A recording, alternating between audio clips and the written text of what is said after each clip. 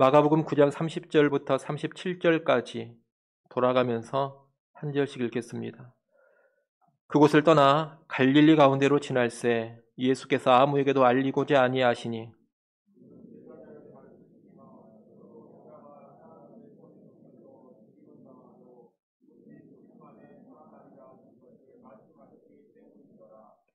그러나 제자들은 이 말씀을 깨닫지 못하고 묻기도 두려워하더라.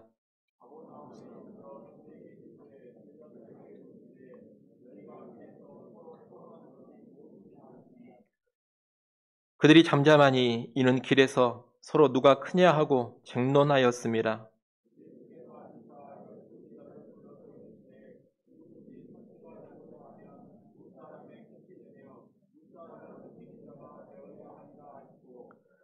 어린아이 하나를 데려다가 그들 가운데 세우시고 안으시며 제자들에게 이르시되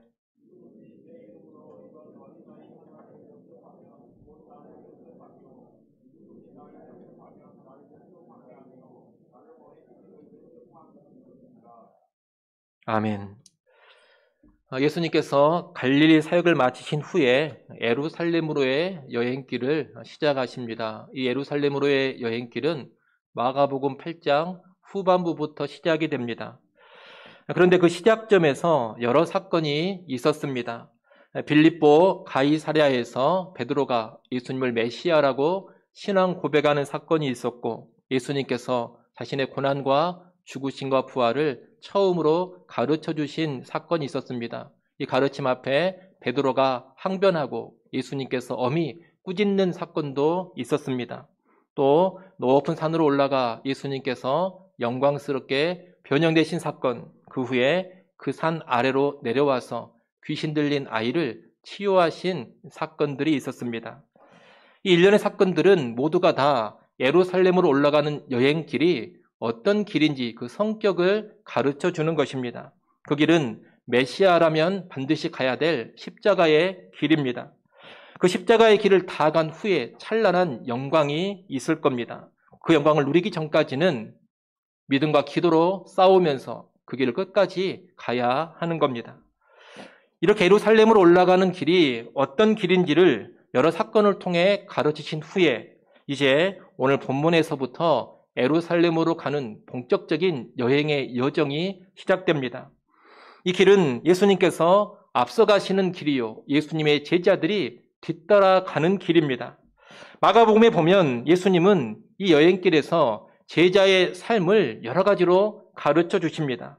이 제자의 삶을 흔히 제자도라고 합니다. 예루살렘으로 가는 길 위에서 예수님은 제자의 길, 제자의 삶, 제자도를 가르쳐 주신 겁니다. 오늘 본문은 그 제자도의 첫 번째 내용입니다. 먼저 본문 30절에 보면 예수님께서 그곳을 떠나 갈릴리 가운데로 지나셨다 그럽니다. 그곳은 빌립보 가이사랴 인근 변화산 아래를 말합니다. 지도를 보면 이 빌립보 가이사랴는 어디에 있느냐? 북쪽 맨 위에 있습니다. 이 빌립보 가이사랴 바로 아래에 갈릴리라는 지역이 있습니다. 예루살렘은 어디에 있느냐? 맨 아래 남쪽에 있습니다. 그렇기 때문에 예수님이 지금 계신 이 빌립보 가이사랴에서 예루살렘으로 가시려면 어디를 지나야 되겠습니까?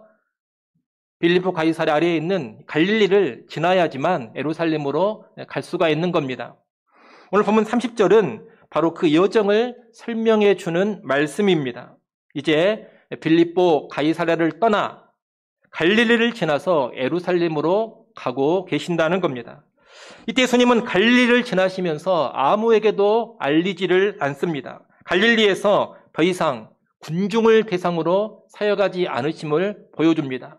대신 예수님은 제자들을 집중적으로 가르치십니다. 이때 예수님은 제자들을 가르치시면서 자신의 죽음과 부활에 관해서 또 한 번 말씀을 하십니다. 31절에 그 내용이 나와 있습니다. 하지만 제자들은 이 예수님의 말씀을 제대로 깨닫지도 못하고 두려워서 묻지도 못합니다. 제자들은 고난의 메시아라는 것은 생각도 하지를 못하고 있습니다. 영광의 메시아만을 이들은 생각하고 있습니다. 그래서 예수님의 고난에 관한 말씀을 도무지 깨닫지도 못하고 있고 그런 주제에 관하여서 알려고도 하지 않고 묻는 것도 무서워했다는 겁니다. 그런 가운데 예수님과 제자들은 갈릴리의 가버나움에 이르러서 한 집에 들어가셨습니다. 집에 계실 때 예수님은 제자들에게 묻습니다. 33절에 그 질문이 나옵니다. 너희가 길에서 서로 토론한 것이 무엇이냐? 예수님의 질문에 제자들이 아무런 답을 하지 못합니다. 그들은 길에서 서로 누가 크냐 이 주제를 가지고 쟁론을 벌였던 것입니다. 아마 제자들은 그들이 논쟁했던 이 주제가 예수님 앞에서 심히 부끄러웠던 것 같습니다. 그래서 아무 말도 답을 못하고 있는 겁니다. 여러분, 지금 예루살렘으로 가는 길에서 예수님은 자신의 고난과 죽음을 거듭해서 말씀하십니다. 예수님은 이 길을 고난의 길, 십자가의 길로 여기면서 가고 계시는 겁니다. 그런데 제자들은 이 길을 영광의 길, 높은 자리를 얻는 길로 생각을 하고 있습니다. 예수님을 따라 이 길로 쭉 가서 예루살렘에 들어가면 이제 세상의 권력과 명성과 영광을 얻으리라, 그런 기대로만 가득 차 있습니다. 그런 가운데 누가 더 크냐 이 논쟁을 벌인 겁니다.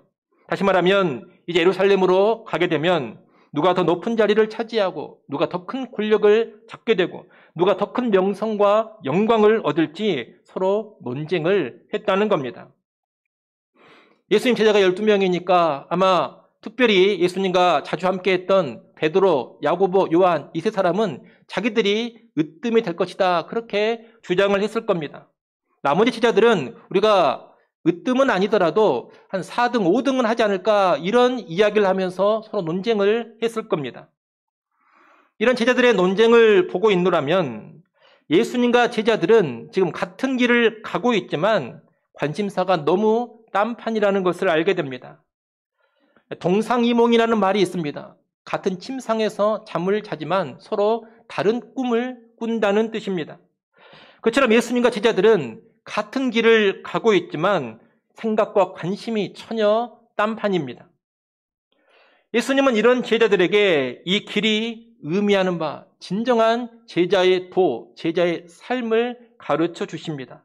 우리 35절 말씀 같이 한번 읽어보겠습니다. 35절 함께 읽습니다.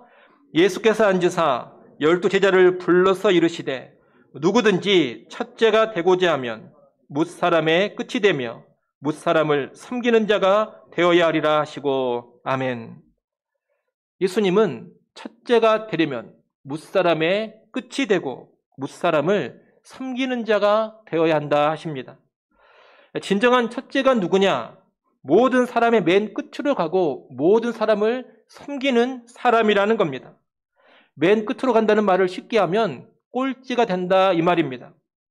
그리고 모든 사람을 섬기는 사람이 된다는 말은 모든 사람의 종이 된다는 뜻입니다. 여러분, 예수님이 말씀하신 이 제자의 도는 세상과는 아주 다른 모습입니다. 이 세상을 보십시오. 이 세상은 어떻습니까? 이 세상은 첫째가 되려면 길을 쓰고 뭇사람의 앞으로 가야 합니다. 기필코 1등이 되어야 합니다.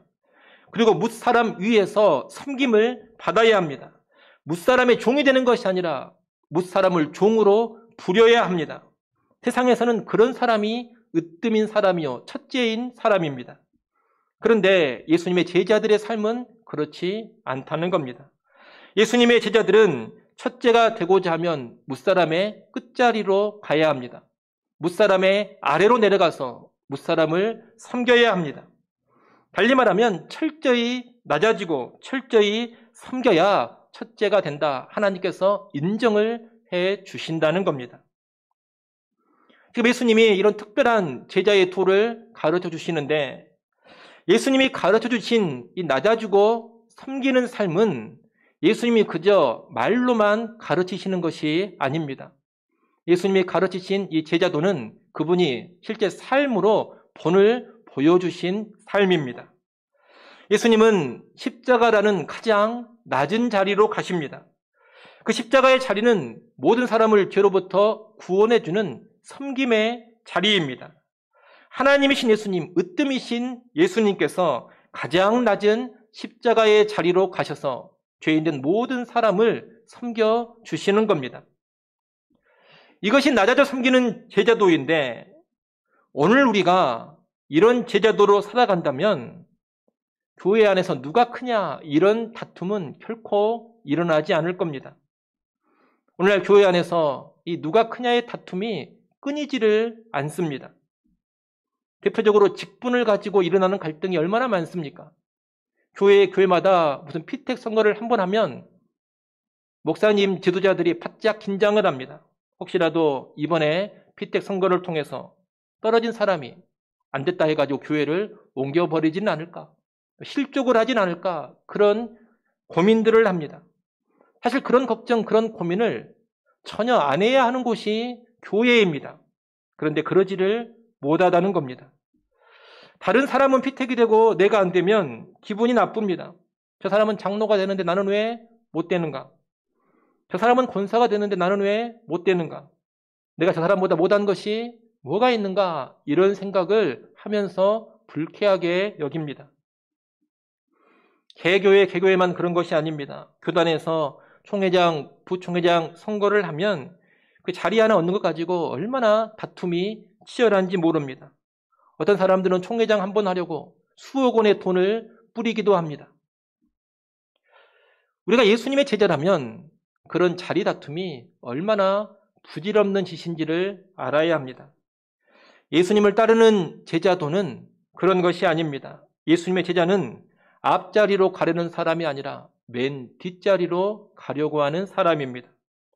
예수님의 제자는 높은 자리로 가려는 사람이 아니라 낮은 자리로 가려고 하는 사람입니다.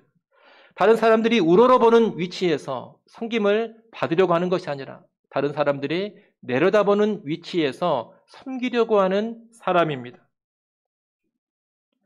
물론 하나님의 부르심이 있고 자격이 합당하다면 어떤 직분을 맡을 수도 있고 어떤 기관의 책임자 자리를 맡을 수도 있습니다.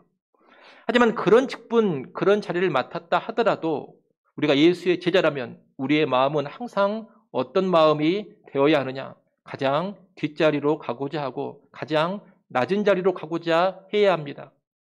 외적인 지위, 외적인 직분과 상관없이 마음이 언제나 그런 상태여야 한다는 겁니다. 그렇게 살아가는 것이 진정한 예수의 제자입니다. 이를 아시고 여러분 절대로 교회 안에서 자리 다툼, 직분 다툼, 책임자 다툼 하지 않기를 바랍니다. 그런 헛된 경쟁을 하지 마시고 더욱 낮아지고자 하고 섬기고자 하는 그런 제자의 도로 살아가시기를 바랍니다. 아울러 이 제자도의 정신을 가지고 우리가 살아간다면 교회 안에서 낮아져 섬기는 일을 기꺼이 서로 해야 할 것입니다. 우리는 교회 안에서 굳은 일, 천한 일을 기쁨으로 하고자 해야 합니다. 여러분 고상한 일만 교회 안에서 하려고 하지 마십시오. 물 묻히는 일도 해야 하고 손에 더러운 것 묻히는 일도 해야 합니다. 목사나 장로는 그런 일을 안 하고 무슨 물 묻히고 청소하는 일은 권사들이나 하고 집사들이나 하는 것처럼 생각을 하면 안 됩니다. 무슨 힘들고 더러운 일은 사찰 세워가지고 사찰 통해서 하자 그렇게 생각을 해서도 안 됩니다. 그런 것이 아닙니다. 교회는 예수의 제자들이 모인 곳이니 힘들고 굳은 일을 다 같이 서로 감당을 해야 하는 겁니다. 물론 목사나 장로가 우선적으로 감당해야 될 책임이 있기는 합니다. 목사는 말씀과 기도의 일을 우선적으로 해야 할 것입니다. 그 일을 다 제쳐두고 목사가 늘 교회 청소만 하고 있으면 안 됩니다. 목사는 말씀을 연구하고 말씀을 준비하고 선포하는 일, 기도하는 일을 앞세우고 그 일에 먼저 집중하는 것이 좋습니다. 교회에 일할 성도들이 충분하다면 굳이 목사가 그런 일을 다 앞장서서 할 필요는 없습니다. 하지만 그럼에도 불구하고 목사도 필요하면 얼마든지 청소할 수 있는 것이고 얼마든지 굳은 일도 할 수 있는 겁니다. 제가 예전에 훈련받았던 단체에서는 인도자가 되면 의무적으로 1년 동안 화장실 청소를 시켰습니다. 이 청소 가운데 화장실 청소가 제일 낮아 보이는입니다. 그리고 제일 더럽고 청소하기가 번거롭습니다. 그곳을 늘 누가 청소했느냐? 인도자들이 청소했습니다. 인도자들에게 낮아져 섬기는 삶을 훈련시키는 겁니다. 저도 화장실 청소를 한동안 했는데 때로 저보다 나이가 훨씬 더 많고 훨씬 더 그 단체에서 중요한 책임을 맡고 계신 분이 오셔서 저와 함께 화장실 청소를 하곤 했습니다. 그분이 늘 화장실 청소를 할 수는 없습니다. 하지만 필요하면 기꺼이 고무장갑을 끼고 와서 바짝 엎드려 화장실을 닦으며 청소를 했습니다. 내가 이런 일을 해? 그런 마음이 조금도 없습니다. 당연한 듯이 기꺼이 하십니다. 저를 비롯한 우리 교회 장로님들도 그런 마음 꼭 품을 수 있기를 바랍니다. 화장실 청소 얼마든지 목사인 나도 할 수 있고 장로인 나도 할 수 있지. 그런 마음 자세가 있어야 한다는 겁니다. 우리 목사와 장로들이 그래도 2달에 한 번씩은 화장실 청소를 합시다. 이런 말도 나올 수 있어야 합니다. 또 지금은 식당 농사를 안 하고 있는데 여러분이 식당에서 섬기는 일도 정말로 수고롭습니다. 누가 알아주지도 않고 대접해주는 자리도 아닙니다.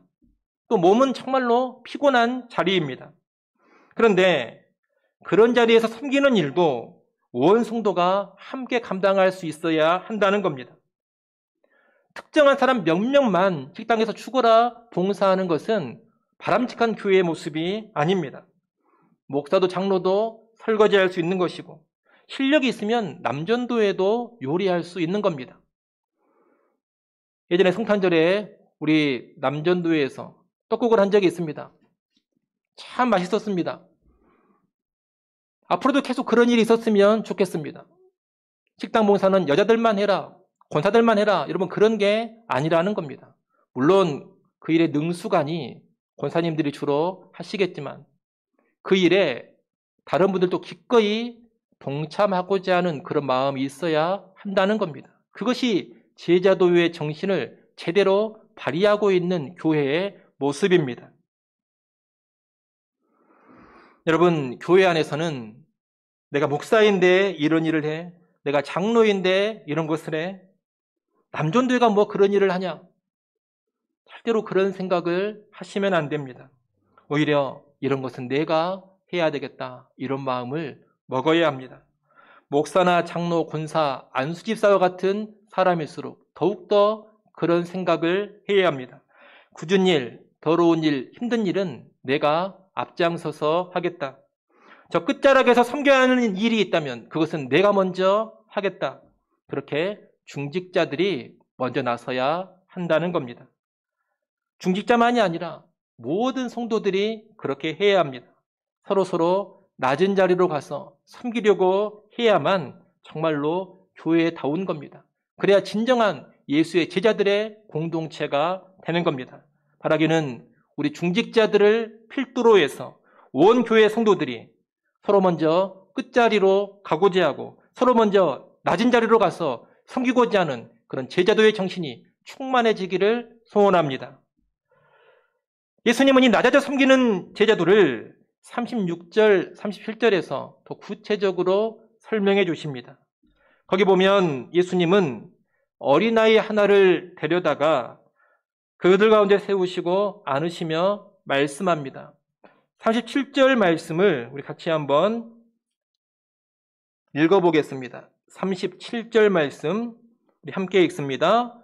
누구든지 내 이름으로 이런 어린아이 하나를 영접하면 곧 나를 영접하며 누구든지 나를 영접하면 나를 영접함이 아니요 나를 보내신 이를 영접함이니라. 아멘. 어린아이가 나옵니다. 어린아이가 나오는데 오늘날에야 이 어린아이를 귀하게 여겨주고 존중해주기도 하지만 옛날에는 그러지 않았습니다. 옛날에는 사실 어린아이는 사람 취급도 안 했습니다. 예수님 당시의 문화도 마찬가지였습니다. 예수님 당시의 문화권은 어린아이를 아주 낮은 존재, 전혀 중요하지 않은 존재로 여겼습니다. 아무런 힘도 없고 지위도 없는 나약한 존재, 사람들이 거들떠 보지도 않는 존재, 숫자를 세면 그 숫자 안에 세지도 않는 존재, 그런 존재가 어린아이입니다. 그런데 이런 어린아이 하나를 영접하는 것이 곧 예수님을 영접하는 것이요. 그것이 곧 예수님을 보내신 하나님을 영접하는 것이라고 합니다. 낮고 보잘것없고 무가치해 보이는 어린아이를 영접하는 것이, 그것이 곧 예수님을 영접하는 것이요 하나님을 영접하는 것이다. 여러분, 이 예수의 말씀은 대단히 파격적인 말씀인데, 이 말씀은 예수의 제자들의 섬김의 시야가 어디를 향해야 하는지를 가르쳐 주는 겁니다. 여러분, 이 세상에 섬김이 없는 것은 아닙니다. 이 세상에 정말 많은 섬김이 있습니다. 섬기는 사람들 많습니다. 지금도 각종 서비스가 이 세상 안에는 가득합니다. 근데 여러분, 곰곰이 한번 살펴보십시오. 섬김이 많고 섬기는 사람들이 가득한데 그 섬김이 다 누구를 향한 것인가? 여러분, 세상에 있는 섬김은 대부분이 뭔가 있는 사람들을 향한 섬김입니다. 돈이 있든 권력이 있든 인기가 있든 능력이 있든 여하튼 뭔가 가진 것이 있을 때 그를 섬겨준다는 겁니다. 한 예로 비행기 타보십시오. 기본적인 돈만 내고 타면 이코노미석에 앉아가지고 기본적인 섬김만 받으면서 갑니다. 돈이 좀 더 있어가지고 돈을 좀 더 많이 내고 티켓을 사면 비즈니스석에 앉아가지고 더 나은 섬김을 받으면서 가게 됩니다. 돈이 정말로 많아가지고 1등석 티켓을 사면 퍼스트 클래스에 앉아가지고 최고의 섬김을 받으면서 여행을 하게 됩니다. 돈 많은 사람들은 주변 사람들이 예수님 대하듯이 하나님 대하듯이 섬겨줍니다. 대통령 한번 보십시오. 이 대통령 얼마나 주변 사람들이 잘 섬겨줍니까? 말하지 않아도 주변 사람들이 하나님 섬기듯이 섬겨줍니다. 직장에서도 고위직에 있는 사람들, 직급 높은 사람들 얼마나 주변에서 잘 섬겨줍니까? 그룹의 사장이나 회장 정도 돼버리면 거의 하나님급입니다. 교회에서도 그렇습니다. 성도들이 담임 목사를 얼마나 잘 섬겨줍니까? 저도 성도들이 잘 섬겨줍니다. 저보다 연세 많으신 장로님, 권사님들, 저희 아버지, 어머니 뻘 되시는 분들이 깍듯이 존칭을 쓰면서 저를 섬겨주십니다. 교회에서는 그런 말도 하지 않습니까? 목사님 섬기는 것이 하나님 섬기는 것이다. 그런데 오늘 예수님이 하시는 말씀은 뭡니까? 어린아이, 곧 가장 낮고 가장 볼품없어 보이는, 무가치해 보이는 사람을 섬기는 것이 예수님을 섬기는 것이요 하나님을 섬기는 것이다. 이 말씀을 하십니다. 여러분, 이 땅에서 뭔가 있는 사람들은 다들 알아서 주변 사람들이 잘 섬겨줍니다. 예수님처럼 하나님처럼 받들어 섬겨줍니다. 하지만 낮은 지위의 사람들, 돈 없는 사람들, 능력 없는 사람들, 보잘것없는 사람들, 특별할 것 없는 사람들은 섬겨주지를 않습니다. 오히려 무시하고 멸시합니다. 그들을 향해서는 말도 함부로 하고 행동도 함부로 합니다. 인격을 모독하고 갑질을 하고 억압하고 착취를 합니다. 그런 사람들 앞에 서면 자기가 하나님처럼 군림을 하려고 합니다. 하지만 예수님은 가장 낮은 사람, 보잘것없는 사람, 하찮게 여겨지는 그 사람을 섬기는 것이 최고의 섬김이라고 말씀을 하십니다. 그것이 예수 섬기는 것이요, 그것이 하나님 섬기는 거라고 말씀합니다. 다시 말하면 예수님의 제자는 낮아져 섬기되 어떤 섬김을 해야 하느냐? 특별히 어린아이와 같은 자들을 하나님 섬기듯이 해야 한다는 겁니다. 여러분, 우리가 예수님의 이 말씀을 그대로 받아들인다면 오늘날 우리가 사람을 대하는 태도가 얼마나 달라지겠습니까? 헨리 나우엔이라는 신학자가 있습니다. 그분의 신학적인 경향은 제가 동의하지 않아서 그분이 쓴 책을 제가 그렇게 인용하지도 않고 많이 활용하지도 않습니다. 하지만 그분의 삶은 분명히 존경할 만한 면이 있습니다. 그는 미국의 명문대학교인 예일대 교수로 재직을 하다가 그 자리를 내려놓고 페루의 라마에 있는 빈민가로 가서 가난한 사람들을 한동안 섬기는 삶을 살았습니다. 그 후에 다시 미국으로 돌아와서 하버드 대학의 교수로 청빙되어 가르쳤는데 그런 삶에 늘 부담을 느꼈습니다. 그래서 다시 강단을 떠나서 정신지체 장애인들의 공동체인 데이브레이크라는 곳에서 그들과 함께하며 섬기는 삶을 살아갑니다. 그러다가 그곳에서 생을 마쳤습니다. 여러분, 그는 석학입니다. 예일대학교, 하버드대학교에서 교수로 청빙을 하는 사람입니다. 그런데 교수직을 내려놓고 빈민들을 섬기고 정신지체 장애인들을 섬겼습니다. 그럼 분명히 무사람의 끝자리로 가고 무사람을 섬기라는 이 제자도의 정신, 특별히 어린아이를 예수님 하나님 섬기듯이 섬기라는 그 제자도의 정신을 제대로 구현한 사람입니다. 여러분이 잘 아시는 손양원 목사님도 그런 삶을 사셨습니다. 그분은 사람들이 다 무시하고 경멸하던 나 환자들을 섬겼습니다. 나병 환자들로 이루어진 교회를 담임했습니다. 세상이 무가치하게 여기는 나병 환자들을 사랑으로 뜨겁게 섬기는 삶을 살았습니다. 이 또한 낮아져 섬기는 제자도의 구현입니다. 지금도 그런 분들이 많이 계십니다. 비록 교회가 지금 세상에서 욕을 많이 먹고는 있습니다만 그래도 사회 구석구석에서 세상이 무시하고 외면하고 멸시하는 사람들을 섬기는 분들은 대개가 다 예수 믿는 사람들입니다. 예수님 말씀을 듣고 참된 제자로 살아가고자 그런 섬김의 삶을 살아가고 있다는 겁니다. 오늘 우리도 그런 제자도로 살아가시기를 바랍니다. 우리가 다 앞서 말씀드린 헨리 나우엔이나 손양원 목사 같은 그런 똑같은 섬김을 할 것은 아닙니다. 할 수도 없습니다. 각자의 부르심이 있습니다. 하지만 똑같은 외양은 아니라 하더라도 나를 부르신 바로 그 자리에서 우리 일상의 삶에서 낮아져 섬기는 삶을 살아야 합니다.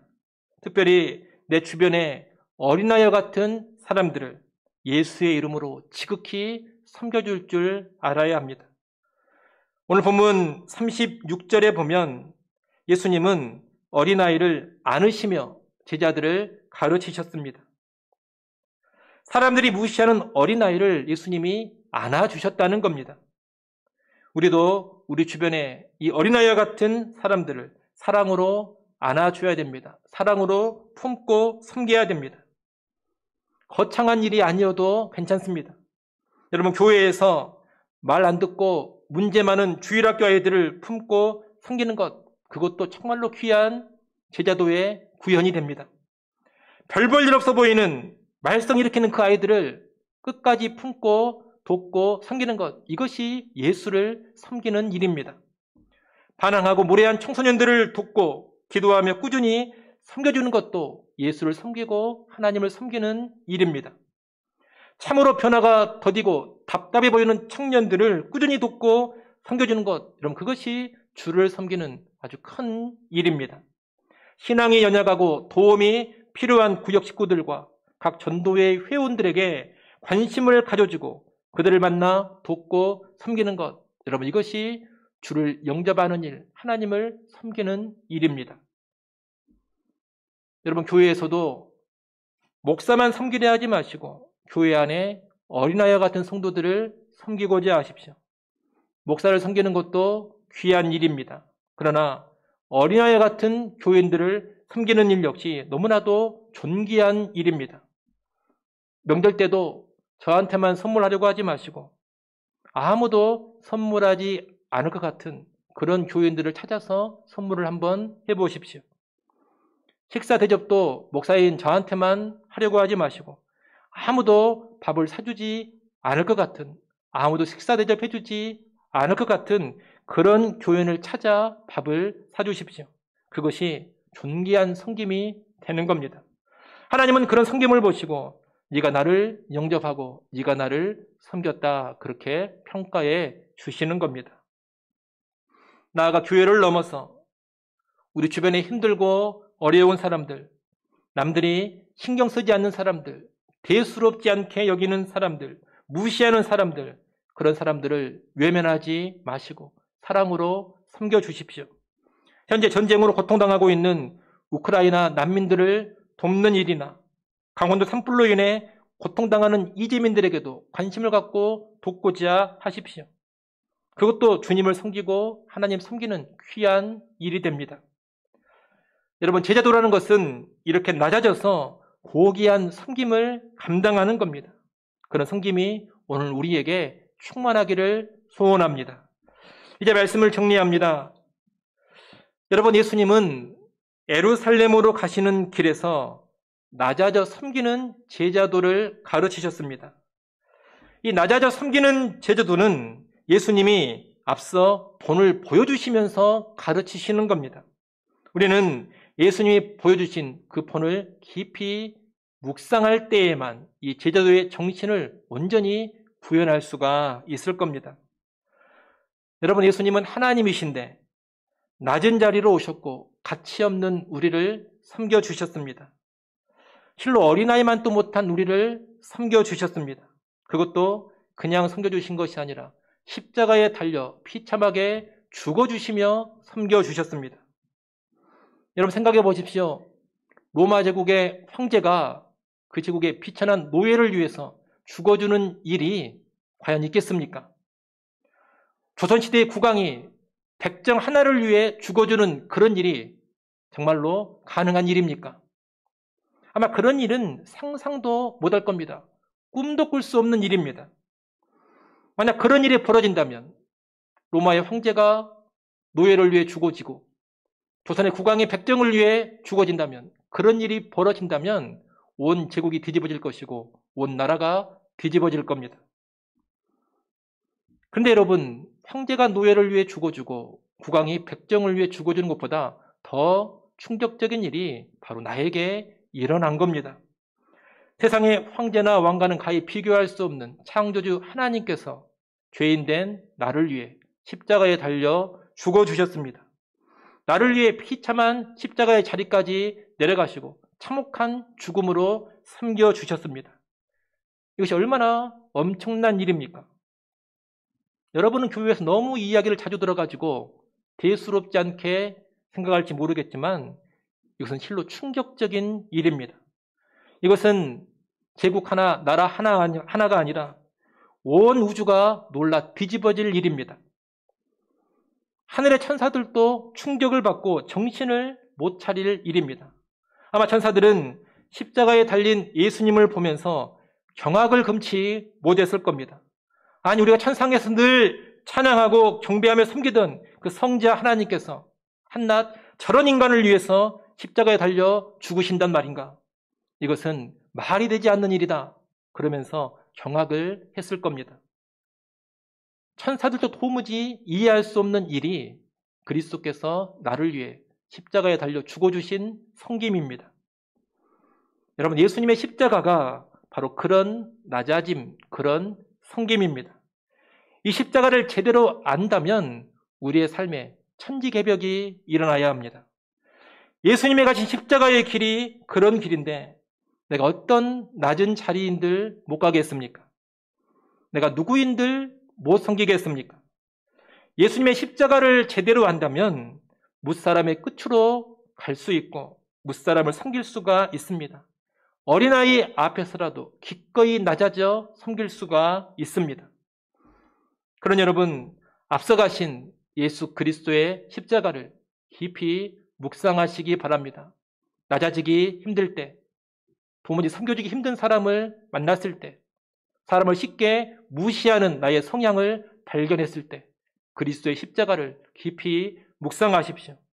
그리고 우리 역시 예수 그리스도의 제자로서 무사람의 끝으로 가서 무사람을 섬기는 자가 되고자 하십시오. 비천한 어린아이를 주님 영접하듯 영접하시고 하나님 섬기듯 섬기고자 하십시오. 그렇게 이 땅에서 온전히 낮아져 섬기다가 훗날 주님 앞에서 칭찬과 영광과 존귀를 받는 우리 모두가 될 수 있기를 간절히 축원합니다. 기도하겠습니다.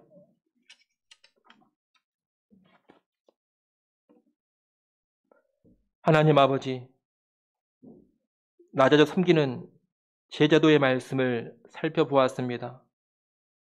우리 예수 그리스도께서 먼저 앞서가시며 그 제자도를 행하셨음을 깨닫게 하시고 오늘 우리가 따를 예수님의 본을 깊이 묵상하며 낮아져 섬기는 삶 살게 하여 주시옵소서. 특별히 우리 주변에 어린아이와 같은 사람들을 주를 섬기듯 섬기게 하여 주시옵소서. 온전한 제자도의 정신이 내 안에 충만하게 하시고 온전한 제자도의 정신이 우리 교회 안에 충만해지게 하여 주옵소서. 예수님의 이름으로 기도드리옵나이다. 아멘.